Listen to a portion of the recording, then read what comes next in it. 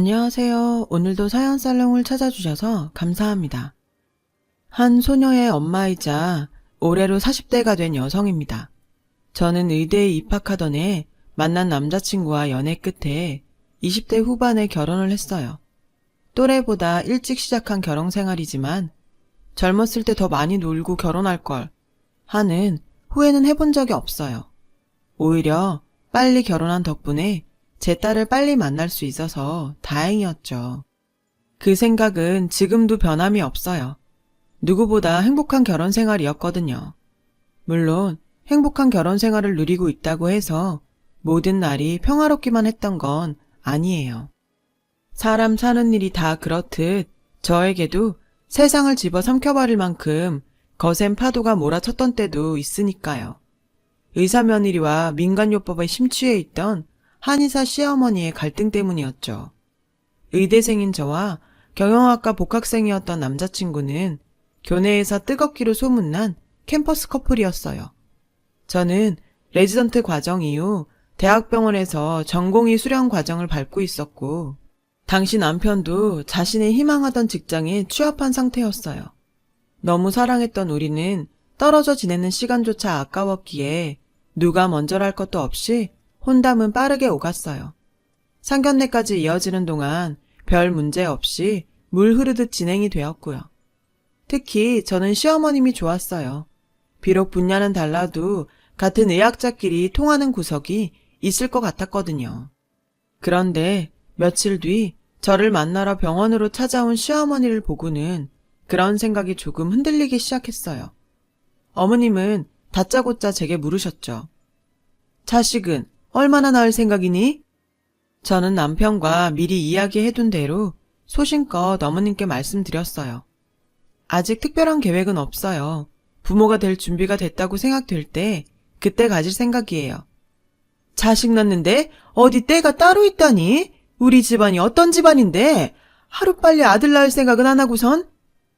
뚱하니 토라지는 시어머니의 모습에 살짝 쎄한 기분이 들더라고요.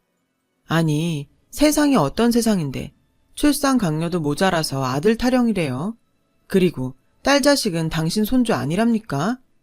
결혼 전부터 찾아와 손주 타령을 하는 어머님의 행동이 이해가 안 갔어요. 그리고 얼마 뒤 왜 어머님이 아들 손주 타령을 했는지 그 이유를 알 수 있었죠. 글쎄, 제 남편이 7대 독자더라고요. 그냥 단순히 7대 독자가 아니라 세대당 자식 하나 겨우 얻을 만큼 손이 귀한 그런 집안이었던 거예요. 그런 상황을 알게 되자 그제서야 시어머니를 이해하게 됐어요. 당신 또한 손 귀한 집안에 시집와서 얼마나 핍박을 받았으면 저러실까. 나름 이해가 되는 부분이 있었으니까요. 얼마 지나지 않아 저희 부부는 사람들의 축복을 받으며 결혼식을 올렸어요. 시어머니께 말씀드렸던 것처럼 당장 아이 계획은 없었죠. 그래서 신혼기간을 즐기며 보냈어요. 우리 부부에겐 일과 사랑을 모두 챙기는 행복한 나날이 이어졌죠. 다행히도 꼬장꼬장했던 시어머니는 그렇게 꽉 막힌 분은 아니셨어요. 여느 시어머니들처럼 주기적으로 얼굴을 비출하거나 얼마에 한 번씩 안부 전화를 하라는 강요는 없었어요. 고된 시집살이를 하는 사람들에 비하면 제 결혼 생활은 아무것도 아니었죠. 그런 면에서는 내심 시어머니께 많이 고마웠어요. 저희 부부를 존중해 주셨고 명절 때나 한번 찾아오면 된다고 하셨으니까요. 그나마 명절 때도 서울까지 먼 길이니 밥만 먹고 바로 출발하라고 하셨고요. 그런데 이게 다 연기였더라고요. 그동안 보이셨던 시어머니의 모습들이 모두 연기였다는 걸 알았을 때 온 세상이 뒤죽박죽이 되어버리는 기분이었어요. 사건의 시작은 연락도 없이 서울로 올라오신 시어머니께서 저희 신혼집을 마치 기숙사 사감처럼 검사하면서 시작되었어요. 너는 참 눈치도 없다 얘. 내가 너 편하라고 그동안 발길 끊고 내버려뒀는 줄 아니? 니들 애 만드는데 방해될까봐 그런 거다. 시애미가 이렇게까지 신경을 써주면 너희도 뭔가 보여줘야 할 거 아니니? 아무튼 길게 말해봐야 입 아프고 딴 거 안 바란다. 떡두꺼비 같은 손주 하나만 안겨다오. 딸 자식은 있어봐야 소용이 없으니까 아들 손주로 부탁한다. 그랬습니다. 시어머니께서는 그동안 저희 부부 생활을 존중해 주셨던 게 아니라 시댁까지 오고 가는 시간까지 아껴서라도 아들 생산에 힘쏟으라는 무언의 압박을 넣었던 거였어요. 모두 떡두꺼비 같은 손주를 얻으려는 욕심에서 비롯된 거였죠. 그나마 다행스러웠던 건 제 남편이 시어머니가 아닌 제 편을 들어주었다는 것이었어요. 남편이 제 편을 들고 나서자 화가 난 시어머니는 서운한 티를 팍팍 내시며 시댁으로 돌아가셨어요. 그 뒤 한동안은 예전과 같이 평화로운 날들이 이어졌죠. 시어머니께서는 애꿎은 시집살이를 빌미로 시어머니의 권위를 세우려고 하시지는 않으셨어요. 하지만 그럼에도 저는 그런 시어머니가 불편했고 늘 불안했죠. 시어머니의 행동에 담긴 속마음을 이제 확실히 알아버렸으니까요. 이대로 저희 부부한테 아이 소식이 없을 경우 어떤 불호령이 떨어질지 몰랐거든요. 이런 불안한 날들이 길어지자 차라리 예정에도 없는 자식 걱정으로 불안한 시간을 보내기보다는 눈에 보이는 시집살이가 낫겠다 싶을 정도였어요. 운 좋게도 그 걱정은 그리 오래가지 않았죠.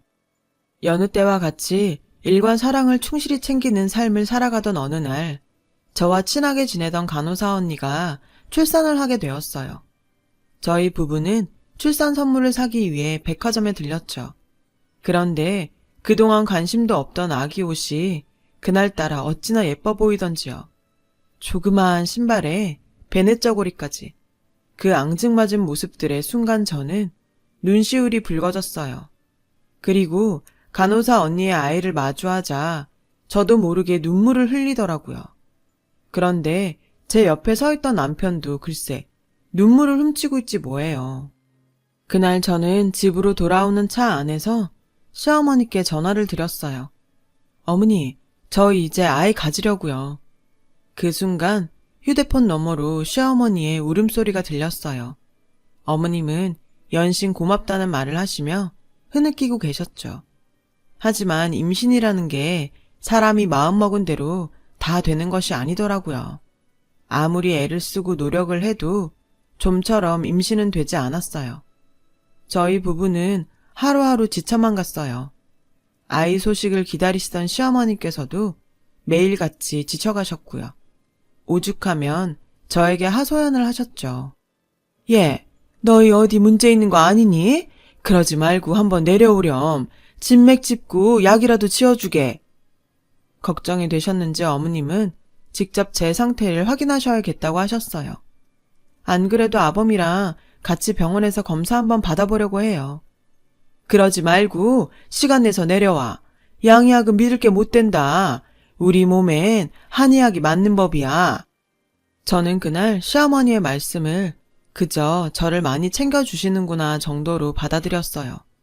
그리고는 남편과 함께 제가 근무하는 병원에서 불임 검사를 받았죠. 다행히도 저에게는 문제가 없었어요. 다만 남편 쪽이 약간의 문제가 있었죠.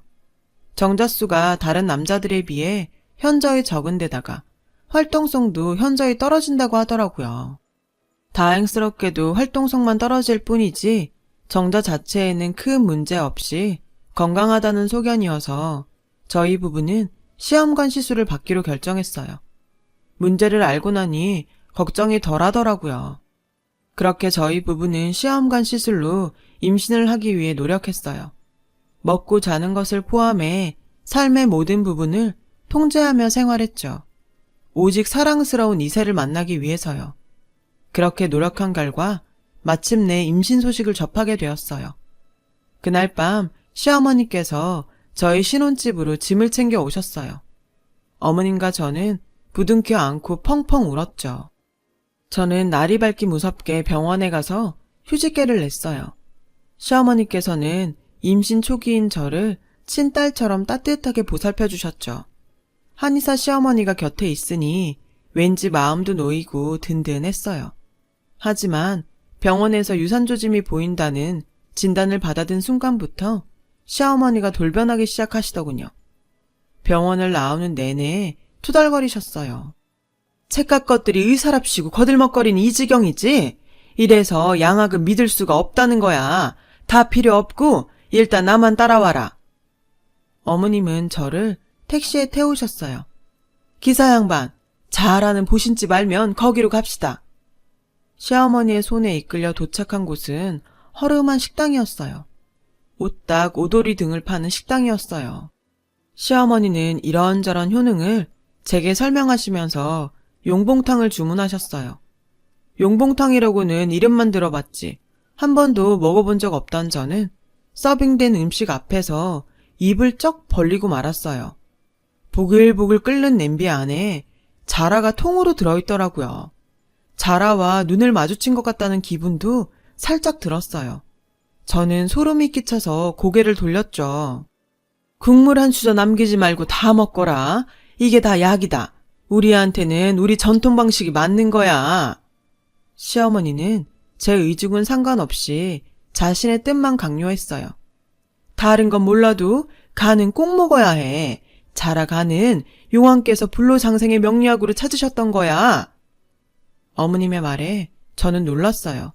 한의사도 의학자인데 의학자 입에서 도저히 나을 수 없는 비과학적인 말씀만 쏟아져 나왔으니까요. 무엇보다 용봉탕의 아들 낳는데 특효라는 말씀에는 의사이기 이전에 현대인으로서 동의할 수 없었어요. 저는 고민에 빠지고 말았죠. 저와 태아를 위하시는 어머니의 마음은 알겠지만 용봉탕은 너무도 낯설고 역겨운 식재료였으니까요. 고민 끝에 저는 거절했어요. 정말 다른 뜻은 없었어요.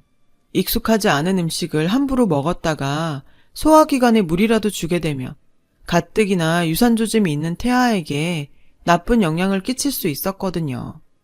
더욱이 당시 저는 산부인과 교수님께서 짜주신 식단표를 지키고 있었거든요. 하지만 시어머니는 그런 제 사정은 고려하지 않은 채 고집을 꺾지 않았어요. 그날 이후로도 택시를 타고 서울을 휘젓고 다니시며 온갖 몸보신 음식을 집으로 포장해 오셨죠. 염소탕, 토끼탕을 시작으로 온갖 생소한 식재료들로 만든 음식들이었어요. 그때마다 어머님과 저는 대립을 했고 그러는 사이 점점 더 태아를 위해서라도 시어머니한테 휘둘려서는 안 되겠다는 의지가 더욱 강해졌어요. 그래서 시어머니께 차근차근 제 소견을 설명드렸어요. 생소한 식재료가 나쁘다는 것이 아니다. 한의학적인 효능을 부정하는 것도 아니다. 다만 제 신체에서 예기치 못한 이상 반응이라도 나타나게 될 경우 태아에게도 나쁜 영향이 간다. 저는 어머님이 기분 상하시지 않게 조심스럽게 말씀드리고는 병원에서 짜준 식단을 꿋꿋하게 지켰어요. 그러던 어느 날 시어머니께서 직접 약재시장에서 약재를 사오셨더라고요. 시어머니는 그 약재들을 손수 다려 저에게 건네셨어요. 진해에 말벌집에 당나귀 고환 등 생전 접해보지도 못한 약재가 들어간 탕약이었죠. 저의 등골에는 식은땀이 주룩 흘렀어요. 모양새야 어찌됐건 간에 지금까지는 음식이었지만 한약은 약물이잖아요. 심지어 어떤 성분이 얼마나 들어있는지 가늠할 수 없는 정체 모를 약물이요.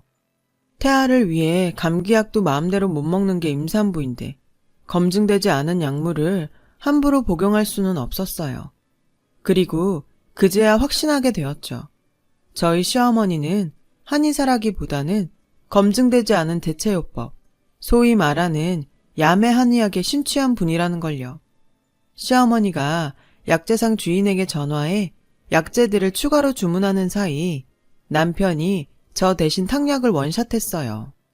그리고는 출근길에 오르는 남편에게 신신당부를 했어요. 혹시 이상 반응이 느껴지면 바로 병원으로 달려가. 알았지? 남편은 알겠다며 출근을 했어요. 아니나 다를까 2시간도 지나지 않아 제가 근무했던 병원 응급의학과 선배가 전화를 했더라고요. 제 남편이 실려왔다고요. 시어머니를 모시고 병원으로 가보니 남편은 호흡기를 낀 채 링거를 맞고 있었어요. 딱 봐도 심한 아나필락시스 쇼크였어요. 흔히 말하는 알레르기 반응이요. 남편이 맞고 있는 주사제를 확인해 보니 남편의 병세는 쇼크가 확실했어요. 그 사실을 확인한 순간 아찔해졌어요. 만약 남편이 아닌 제가 탕약을 먹었다면 어쩔 뻔했나 싶었죠. 그 순간 야매한의학에 빠진 시어머니가 원망스러웠어요. 하지만 그 와중에도 시어머니는 양의사들을 지탄하며 약재상 주인에게 희한한 약재를 주문하고 계셨죠. 저는 그런 시어머니를 복도로 모셔와 제 생각을 말씀드렸어요. 저 사람 어머님이 지어주신 보약 먹고 저렇게 된 거예요. 제가 저걸 먹었더라면 어쩔 뻔했어요. 그걸 왜 아범이 먹었다니? 너 그렇게 안 봤는데 남편 잡아먹으려니로구나. 여자한테 맞는 약을 왜 사내놈한테 먹여? 네가 이 사단을 낸 거야. 의사로서 한 말씀만 드릴게요. 약에 남자 여자가 어딨나요? 남자한테 먹여서 해로운 약이면 여자한테도 똑같이 해로운 거죠. 임산부랑 태아한테는 특히 더요. 썩을년? 이거 하나만 알아두거라. 정 남편을 잡아먹고 싶거들랑 내 앞에 떡두꺼비 같은 손주놈 여럿은 안겨주고 잡아먹어야 할 거야. 그 말에 한숨이 절로 나왔어요. 그런 제 모습에 시어머니는 고함과 욕설을 쏟아내셨고 안에서 그 소리를 들은 남편은 링거까지 뽑아가며 급하게 달려와 시어머니를 돌려보냈어요. 저는 화장실에 숨어 울음을 터뜨렸고요. 그날의 사건은 그렇게 마무리되었어요. 하지만 끝난 게 아니었죠. 며칠 뒤 시어머니는 약재상 주인을 대동해 저희 집을 찾아오셨어요. 약재상 주인이 가져온 것은 맙소사, 살아있는 살모사였어요. 독사 중에 제일 독한 독사요. 어찌나 당황스럽던지 저와 남편은 얼어붙은 채로 아무 말도 못했어요. 저희 부부가 얼어붙어 있는 사이 낯선 약재상 주인은 까치살모사의 이빨에서 독을 받아내기 시작했고 그 모습을 의기양양하게 지켜보시던 시어머니는 보라한 듯이 거들먹거리며 제게 말씀하셨어요. 탕약이 못 믿어온 눈치길래 준비했다. 산부 건강이라 아들 낳는데 직효야. 한 방울도 남김없이 쭉 들이키거라. 혹시 오해하실 분들이 계실까봐 한마디 덧붙이는데요. 까치살모사의 독은 신경독으로 사람을 죽음에 이르게 하는 맹독이에요. 신경마비로 인한 호흡곤란과 질식, 심장마비 등을 초래하죠. 다만 단백질로 구성된 독인 덕분에 사람의 위장에서 분해가 되지만 위장에 티끌만한 상처라도 있을 경우 그대로 중독이 돼요. 산모 건강과 아들 낳는데 전혀 도움이 되지 않을 뿐더러 사망에 이를 수 있고요. 저는 남편을 밖으로 데리고 나왔어요. 이 상황을 내가 어떻게 받아들여야 돼? 남편은 고개를 떨군 채 한숨을 쉬었죠. 내가 잘 설득해볼게. 일단 남편을 믿고 집으로 들어갔어요. 남편은 어머님을 설득하려 노력했어요. 제가 의학적 근거를 제시하기도 했고요. 하지만 시어머니는 뜻을 굽히지 않았죠. 맨날 하든 똑같은 궤변만 늘어놓을 뿐이었어요. 이 땅에서 나고 자란 사람한테는 우리 것이 맞는 법이야. 누가 뭐래도 산모 건강과 아들 낳는 데는 살모사독이 직효다. 나도 이거 먹고 네 신랑 낳았어. 며느리와 태아의 생명을 위험에 빠뜨리는 것도 모자라 이 상황에도 손주 타령을 하다니. 더는 보고 있을 수가 없었어요. 그래서 극단적 선택을 하게 되었죠. 어머니, 마지막으로 경고할게요. 지금 하는 이 행동 당장 멈추세요. 안 그러면 경찰 부를 겁니다. 제 말에 시어머니는 길길이 뛰며 해볼 테면 해보라고 뻗대셨어요. 결국 남편은 경찰에 신고를 했어요. 불법 의료 행위와 까치살모사의 무단포획 혐의로요. 잠시 뒤 경찰이 찾아왔고 시어머니와 약재상 주인은 연행되었어요. 경찰 손에 끌려가던 시어머니는 믿었던 아들한테 배신을 당했다는 충격에 정신이 반쯤 나간 사람처럼 발악을 하며 제게 저주를 퍼부어댔어요. 뱃속에 있는 제 아이에게도요. 참다 못한 저는 그런 시어머니를 향해 평생 원망하고 사셔도 어쩔 수 없어요. 어머님한테 어머님 아들이 중요한 만큼 저에겐 제 아이도 소중해요. 물론 제 남편도요. 어머님의 잘못된 맹신이 어머님 아들은 물론 손주까지 죽일 수 있다는 걸 왜 모르세요. 오늘 이 순간을 절대 잊지 마세요. 내 가족을 건들지 마시라고요. 시어머님이 경찰 손에 연행된 이후의 소식은 잘 알지 못해요. 그날 이후 저희 부부는 시어머니와 의절을 한 채 살고 있었거든요. 다만 간략적인 소식은 전해 들었어요. 그날 일로 어머님은 형사처벌을 받았고 어머님이 운영하던 한의원은 문을 닫았다고 하더군요. 그 후로는 이사를 가셨는지 주변 사람들도 소식을 모른다고 했어요. 그리고 얼마 뒤에 저와 남편은 천사 같은 딸과 만날 수 있었어요. 저희 부부는 고생 끝에 만난 딸아이에게 저희가 할 수 있는 모든 사랑을 주었어요. 모든 순간이 감사한 날들이었죠. 그런데 제가 육아휴직을 마치고 병원에 복귀하던 시점이었어요. 시어머니의 야매 한의학 사건으로부터 생명의 소중함을 깨달은 뒤였기에 더 열심히 환자를 돌보려 노력했죠.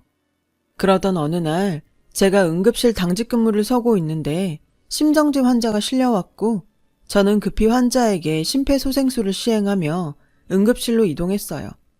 베드가 막 응급실로 들어서는 순간 제 눈에 환자의 얼굴이 들어왔어요. 시어머니였어요. 그새 많이 늙으셨더라고요. 생사를 오가는 시어머니를 마주한 저는 머릿속이 하얘지는 것 같았어요. 하지만 넋놓고 있을 겨를이 없었어요. 어머님의 상태가 심각했으니까요. 그때 구급대원이 저에게 탕약을 건네며 환자가 발견된 장소에 있던 거라서 가지고 왔다고 했어요. 순간 지난날 겪었던 살모사 독사건이 떠오르더라고요. 저는 레지던트들에게 급히 탕약의 성분 분석을 지시해놓고는 마침 연락을 받고 도착한 남편에게 상황을 전했어요. 마음의 준비를 해야 될지도 모르겠어. 그 한마디에 남편이 무너지더군요. 비록 의절을 했다고는 하지만 세상에 하나뿐인 어머니인데 왜 안 그렇겠어요. 그 마음은 충분히 이해하고도 남죠. 저는 남편을 뒤로 한 채 응급실로 뛰어 들어갔어요. 그 순간 제가 할 일은 의사로서 어머님의 생명을 구하는 거였으니까요. 몇 차례의 고비를 넘긴 끝에 어머님은 의식을 찾으셨어요. 하지만 어머님이 드신 탕약의 성분은 온전히 제대로 알아야 치료를 할 수 있는 상황이라서 안심할 수는 없었어요. 어머님은 저를 보시자 대뜸 그러셨어요. 아들이더냐? 정말 대단하시더라고요. 생사의 갈림길에서도 손주를 향한 집착은 정말 대단하시더군요. 그 모습에 전 너무 화가 났어요. 그게 뭐가 중요해요. 당장 어머님이 돌아가실지도 모르는데 어머님 죽고 나면 손녀건 손자건 그게 다 무슨 소용이냐고요. 지금 어머님이 생각하셔야 할 건 오직 어머님 목숨이에요. 어머님이 사셔야 어머님 손주를 안아보실 거 아니에요. 그러니까 사세요. 기를 쓰고 사시라고요. 소리를 지르는 내내 제 눈에선 뜨거운 눈물이 흘렀어요. 그렇게 미워했던 시어머니인데 지금 이 순간만큼은 너무도 간절히 살리고 싶었거든요. 그런 제 마음을 아셨는지 어머님도 소리 죽여 눈물을 흘리셨어요. 남편 역시 그저 눈물만 흘릴 뿐이었죠. 그날 우리 고부간의 앙금은 그렇게 눈물에 녹아버렸어요. 며칠 뒤 어머님은 상태가 많이 호전되었어요. 제 예상대로 어머님이 드신 탕약에는 위험한 성분들로 가득했고 그로 인해 급성 간부전이 온 거였죠. 긴 치료 끝에 어머님은 건강을 회복할 수 있었어요. 그리고 그토록 원하시던 손주를 안아볼 수 있었죠. 비록 어머님이 원하셨던 아들 손주는 아니었지만 무척이나 좋아하시더군요. 어머님은 손녀딸의 머리를 어루만지며 참회의 눈물을 흘리셨어요. 일련의 사건들로 저와 어머님 사이에는 굴곡진 정이 쌓이게 되었고 여전히 의견 대립은 있지만 다시 고부간으로 살아가고 있어요. 어머님은 더 이상 예전처럼 양의약을 배척하지 않으세요. 그럴만도 하죠.